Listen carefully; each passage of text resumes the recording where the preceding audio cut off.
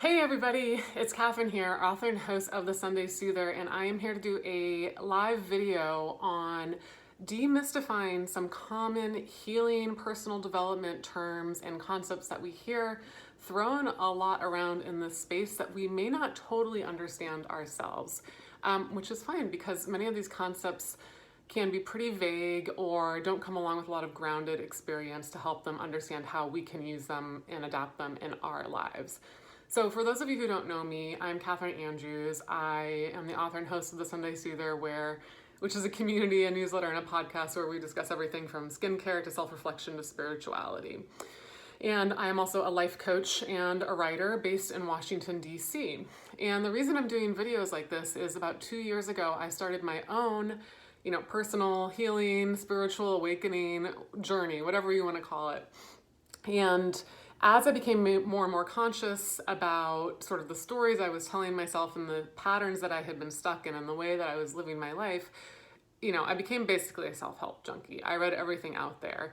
And there are, especially nowadays, so many amazing resources. But a lot of the terms the books and the resources that were out there felt either really too spiritual and sort of like a little bit religious or spiritual, woo-woo or whatever, or too academic, right? And I was like, what does this look like for a real person? Like, I'm just me. I don't want to have to get a PhD in understanding some of these things. I just want to know how I can adapt some of these concepts in my life as I am working towards my own personal healing and awakening and becoming more conscious in the choices that I make. So we're going to be going over a few terms that I have commonly heard are difficult to grasp, right? That you guys are like, I don't totally get what these mean or how they can be modeled in my life.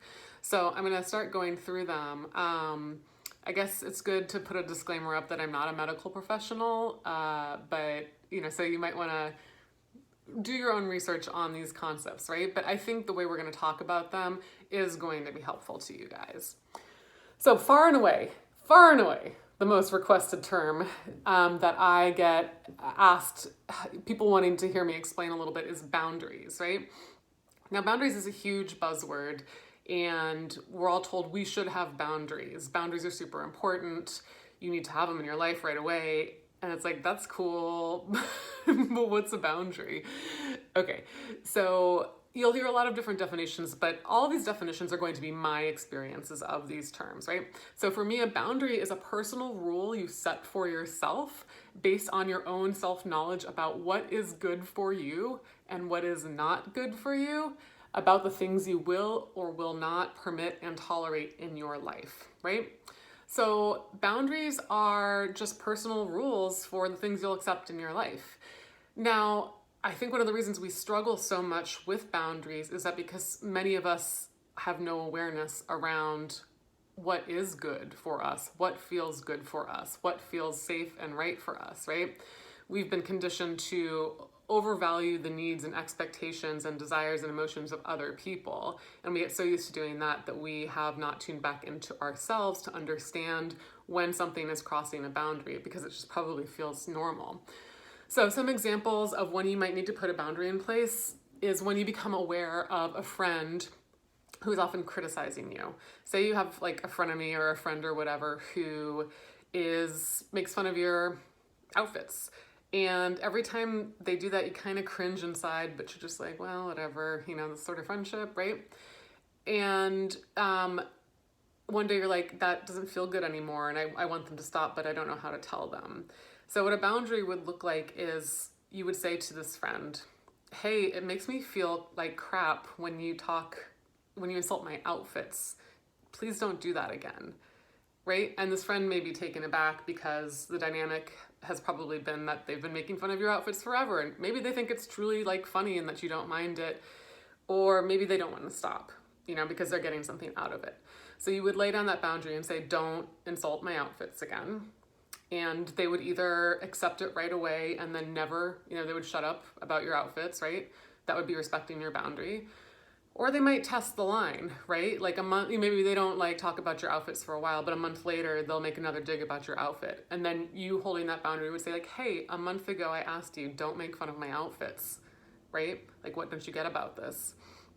and they would be like, oh gosh, I don't know what you're talking about, right? And so then you would keep holding firm on that boundary, and then you would eventually, if they kept crossing it and crossing it and crossing it, you would say, hey, I've asked you multiple times not to make fun of my outfits. If you do it again, I'm gonna have to step back from this friendship, right? So that's what a boundary in action looks like. So we can do those with coworkers, with friends, with our family members, with ourselves. You know, other examples may be when somebody is hurting your feelings in a way, they're talking about something repeatedly in front of you that you've asked them not to talk about, right? You have to say like, hey, I have asked you not to talk about that. So what is hard in the boundary is the reinforcement of it and then the sticking to it, right? Because sometimes you do have to put a pause in the relationship or a break in the relationship if the boundary gets crossed enough times. So the first step in like sort of understanding the boundary is knowing what makes you feel like crap and what doesn't make you feel good and what you won't allow for yourself anymore. Then communicating it to the other person, repeating that communication several times. And if it never sticks, if the person keeps crossing that boundary, then you have to consider if you need to step back from that relationship. So hopefully that helps you understand what boundaries look like. The term I get asked about second most to boundaries is codependency, because this is something I talk a lot about.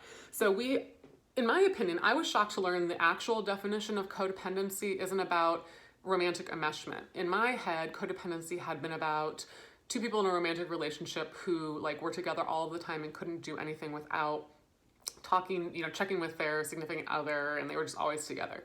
But no, my mind was blown by this. Like, codependency is actually valuing external opinions and emotions of others over your own. It means overreacting to external stuff and to the emotions of others, and underreacting or muting or burying your own internal needs and emotions at the sacrifice so that others' emotions and needs are placed above yours, right? So this is related to boundaries because it shows up not having good boundaries because you were taught at some level that other people's emotional needs were more important than yours. And somewhere along the way, you have learned or developed the belief that you need to keep serving other people's needs and emotions in order to stay loved, accepted, and needed. So that's codependency, and that shows up as staying too long in relationships that you know are not good for you, and relationships of all sorts, not just romantic relationships. I see codependency play out a lot in the workplace, right? People staying at in workplace situations that are definitely no longer good for them. Friendships, right? So codependency is when your boundaries are really weak and you're staying in situations longer than you should because you're scared to leave, right? You're scared you'll be rejected. You're scared you won't find that another person to fill those needs for you. You're scared to stand on yourself. You know, you're scared to stand alone. So that's what codependency means. Another term I get asked a lot about is deconditioning. So this is really a technique in a lot of behavioral therapy in which learned responses are unlearned. So this relies on the concept that a huge part of the way that we show up in the world today isn't actually ourselves, believe it or not, but it's our conditioning and our learned behaviors, our family stories, beliefs passed on or modeled to us, societal narratives, right, that are kind of like, we're here, it's all the layering that is going on top of us in terms of thought patterns, beliefs, truths, things like that. So I talk often about how I'm deconditioning my codependency, right? So you can decondition some of these patterns that you have picked up in your childhood and your young adulthood and that are no longer serving you in adulthood, right? It's work, but you can do it. You can unlearn some of these stories and patterns and beliefs that you hold. I think you can learn to decondition your inner critic.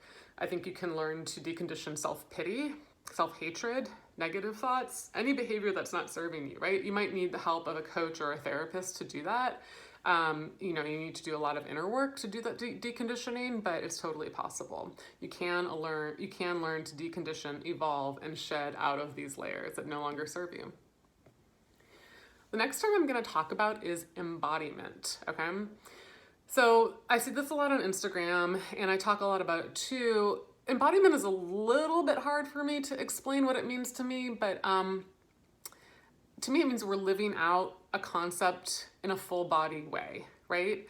So we talk about how we want to be more confident, right? What does a confident person walk like, stand like, talk like, look like, feel like, right? Because confidence isn't just coming from your intellect or your mental abilities or your thought patterns. You're sort of trying to bring this confidence into the world in a whole body sense.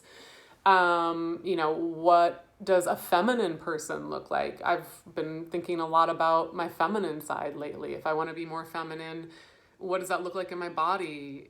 Am I wearing clothes that are more feminine? Like, how am I bringing the concept of femininity out and down into the physical plane, right? I read a beautiful quote about embodiment somewhere. To be embodied means to live through our sense door. It means to engage oneself in the world through the experiences we feel in our body, through our body, and perceived through our body. So embodiment is a hard concept to grasp because we're a society that runs from the intellect. So when we talk about the concept of feeling things from our body, it is like, what are you talking about? We only feel, from our head. We only know from our head. We only act from our head. So an embodiment isn't like, okay, I'm going to think a thing down here and then I'm going to kind of act it out down here. It means kind of bringing this whole self into the world in the way you want to be, right? So it's an integration of all parts, like our head, our body, and our mind, right? All together. So, ways that we can get back there, I think dancing is an incredible way to embody yourself, right? Dancing to music that makes you feel sexy, dancing to music that makes you feel joyful, dancing to music that makes you feel any sort of way in your body is a really good way to sort of learn embodiment and get back in touch, like in a whole sort of body sort of way. Somatic therapy can be really useful. You can Google around for somatic therapists and practitioners in your area that helps you access additional pathways for healing by focusing attention on embodied experiences that coincide with your intellectual or verbal exchange. So that's a little bit about embodiment. That's a little vague. It's a little tricky, but it's an important one, right? Because when we're embodied, we're not just living from our intellectual center. We're living and feeling through our whole senses. Okay, the next concept I'm going to talk about is ego. This is hard to nail down. There's like a million definitions and ways of thinking about ego. This is what I think of it. I think of ego as your protective sense of self, the automatic sort of way that you think about yourself, that you perceive yourself, that you protect yourself, that you elevate yourself. It's kind of the voice in your head, right? The bad stuff, the inflated stuff, the defensive stuff, and the kind and good stuff too, right? So this quote illustrates what the ego is best for me. The ego is a veil between what you think you are and what you actually are. You live under the illusion of the mind, totally unaware that you are directed by a great big load of stories. So that's the ego is wrapped up in everything to do with the healing and personal development journey because you're unlearning a lot of stories that the ego has built has constructed to sort of protect itself and to protect you from the world. Inner child. Okay, we all have an inner child. This is merely conceived as a semi-independent subpersonality, sort of. It's subordinate to the waking conscious mind, so you have to sort of drop into guided meditations or different practices to access your inner child. To me, it's just the part of us that was wounded or had needs unmet when we were a child and sort of retreated into hiding to survive. But if, doing inner child meditations is so powerful, and every time it's gonna be different. Some people, when they do inner child meditations, they're 4, some people are 8 years old, you might be whatever. I'm probably like 5 or 6 every time I do it. And she shows up, right? I can see myself as a young child and I can see her, that she's scared, right? Your inner child may be scared. They may feel worthless. You're gonna get a sense of a deep wounding that you have experienced through how your inner child shows up, right? So even if you don't think you have an inner child, you've got an inner child, right? It's just that little protected, beautiful, like shining soul part of yourself that you keep really hidden away because it's so sensitive, because it's a child, right? So try out inner child meditations, some of my favorite stuff. Okay, so I get asked a lot about projection. How do I know I'm projecting? Is somebody else projecting on me? So the APA has a good definition of projection. Projection is the process by which one attributes one's own individual positive or negative characteristics, effects, and impulses to another person or group. This is often a defense mechanism in which unpleasant or unacceptable impulses, stressors, ideas, effects, or responsibilities are attributed to others. So basically, projection is when you have uncomfortable emotions or thoughts, but you can't acknowledge that you have or believe those things, and so you attribute them to another person or a group. A very common projection is saying something like, oh, she hates me. You probably hate her, but you don't want to go there, right? So, how do you know if you're projecting? You have to, like, everything around all of this work, you have to catch your language, right? Are you blaming situations on others frequently? Are you assigning emotions to others frequently, or states of being? Are you saying something like, oh, she hates me, or he is always something, or why can't they do this, right? So what you got to do is pause in those moments and be like, gosh, I always say that she hates me. How do I feel about her? Do I actually know that she hates me? Do I have any proof around that? So basically, projection is just a form of emotional displacement that makes it easier to live with ourselves, so we don't have to understand that we're capable of those negative feelings. But we all are. We're humans, right? So get comfortable with that. We'll be talking about that in shadow in a couple of minutes. Okay, the next term, second to last term, self-abandonment. So self-abandonment is when you reject, suppress, or ignore part of yourself in real time. In other words, you have a need or desire you want to meet, and often on the spot, you make the decision not to meet it. One example of self-abandonment I used to deal with was knowing how good working out and yoga made me feel, but I would just drop those plans anytime a boyfriend wanted to hang out, right? Another example is maybe going out for drinks the night before you have a big meeting or something important to do the next day, and having more than you want to drink, even though that it will affect you in the morning, right? So to me, self-abandonment is when you decide not to take care or keep promises to future self, to future you, if that makes sense. Because in the moment, something is promising really, really good feelings right in that moment. And even though it's going to affect you negatively long-term, or even in the short term, you decide to abandon those promises that you made to yourself and go with the thing that feels good right in the moment. So hopefully that makes sense. Last but not least is shadow. I love shadow work. It's the most powerful work you can do to sort of reconcile yourself as a whole human, I think. So shadow is simply hidden or unconscious aspects of oneself, both good and bad, which the ego has either repressed or never recognized. So the shadow is the side of your personality that contains all the parts of yourself that you don't want to admit to having, which is unfortunate because we all have them. We have every single shade of humanity in us, the highest and the most aspirational and the most beautiful, and the lowest and the most awful and the darkest, right? And so shadow is kind of our dark side. And that doesn't mean we're secretly a murderer. It just means we got some stuff, right? It's the stuff we don't want to look at because we're ashamed of it. The aspects of our personality that we pretend don't exist. And the thing that's so powerful about shadow work and why it's worth doing it, even though it is quite hard to look at what we consider these shameful parts of ourselves, is that shadow stuff is running our lives in a lot of ways, and we have no awareness of it, right? We might be making decisions out of shadow. So shadow shows up in our life by us making decisions from wounded or angry or annoyed or triggered places, right? Or out of false stories that are no longer serving us. So you want to be making decisions from a conscious, compassionate, whole, informed, thoughtful place. And if you don't look at your shadow, you might not be aware that many of your decisions are being made from a place of shame of having to not look at that shame.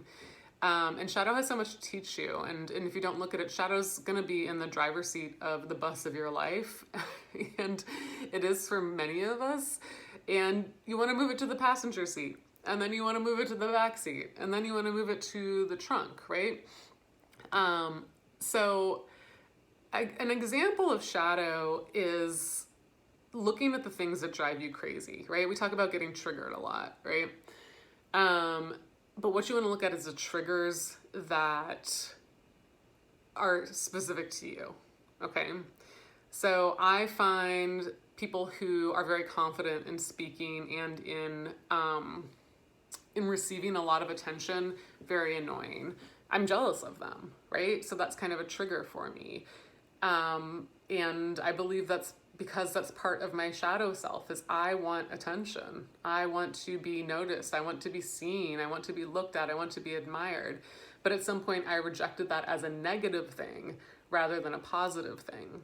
So look at what drives you crazy and drives you and you alone crazy, right? Because that's going to be an entryway into understanding a shadow part of yourself, a rejected part of yourself, that in order to come back to wholeness, you need to take a close look at and see if you can reweave that part back into your life, right? Something like doing a Facebook Live or an Instagram video for me is me trying to like engage with my shadow, because it feels very like, oh, look at me, like who do I think I am to be talking about this stuff? But showing up for myself and creating videos and content online that's about my story and is my voice and me speaking is me engaging with a part of myself that I rejected long ago and I'd like to re-embrace. So that's some shadow work that I've done. All right, so we went through a lot. Hopefully those made sense. If there are questions or you need examples, I can provide more of those. I think storytelling is one of the most powerful ways to better understand concepts, and real world examples can really land some of these more abstract terms for you. So if there are other terms that you would like to hear me discuss, we can... Oh, I got comments. Hi, people. I don't know how to do a Facebook Live, I have to say. Thank you for sticking with me. And it's also Mercury's in retrograde, and so God knows this is even going out to the world there. So anyways, if there are other terms you'd like to see more grounded real-world examples and resources around some of these things, I would be happy to answer those. I'm going to end on sharing a few resources to do with these works. Codependent No More will teach you more about codependency and boundaries. Dark Side of the Light Chasers will teach you more about shadow, and those are two really good places to start. Soul Without Shame will teach you about deconditioning the inner critic, and I'm sure I'll think of more, and when I do, I will post them. Otherwise, just go ahead and leave any comments or thoughts in the video or in the Someday See Their Facebook group. Thank you so much for tuning in. I love talking to you guys about this stuff, and I am eager to hear more about the kind of stuff you would like to hear explained that I can help you with. So, namaste. I will see you guys later.